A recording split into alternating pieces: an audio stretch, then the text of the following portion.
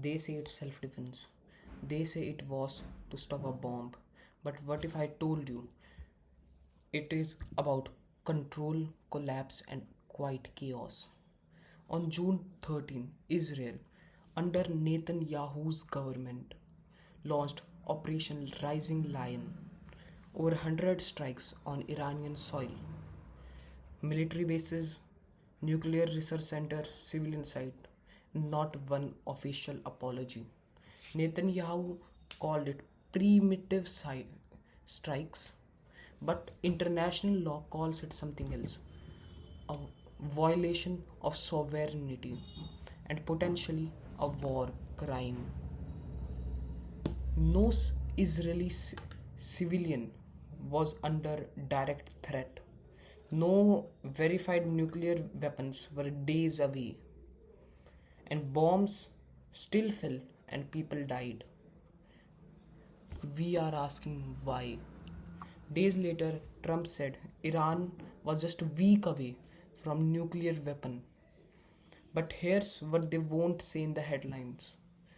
The US intelligence community disagreed. The Senate was told Iran was not building a nuclear weapon. So why did Trump make that claim? Simple. It justifies the war. It pressures Biden to stay quiet and prepare the ground for US involvement without congressional approval. The United Nations issued a warning.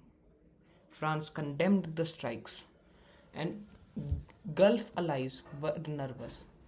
But no major actions, no sanctions, no red lines are being put on Israel. Why? Because too many countries, China, Russia, even Saudi Arabia, are watching how the West, the Northern America, the America handles it. And if Israel can strike without punishment, what's stopping others from doing the same tomorrow on their land? They say it's about nukes, but nukes aren't a threat. The real threat is how quickly the rules are disappearing. Non-proliferation treaties cracked, Geneva Conventions ignored, international diplomacy on life support, like it's continuously decreasing, right? And now Iran is closer than ever to pursuing a weapon, not because they want a war, but because they have seen what happens when you don't have one. I will repeat, Iran is closer to actually pursuing a weapon, not because they want war, but because they have seen what happens when you don't have one. This isn't about Israel and Iran.